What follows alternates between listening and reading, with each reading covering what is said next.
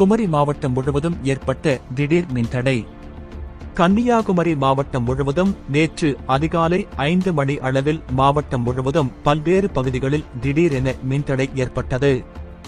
நாகர்கோவில், சாமிதோப்பு, கொட்டாரம், ராமன்புதூர், கோட்டார், மார்த்தாண்டம், தக்கலை, இருளப்பபுரம் உள்பட பல்வேறு இடங்களில் காலை 5 மணிக்கு சென்ற மின்சாரம் 10 மணி வரை வரவில்லை.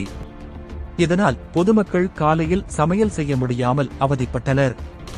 அதிகாலையில் மின்சாரம் நிறுத்தப்பட்டதால் டீ கடைகளில் பலகார வகைகள் செய்ய முடியாமலும் கடைக்காரர்கள் கடும் அவதியடைந்தனர். பின்னர் 10 மணிக்கு பிறகு மின் விநியோகம் சீரானது. தொடர்ந்து இதுகுறித்து மின்வாரிய அதிகாரிகள் கூறுகையில், டிரான்ஸ்பார்மரில் ஏற்பட்ட பழுது காரணமாக மின்சாரம் தடைப்பட்டதாக தெரிவித்தனர்.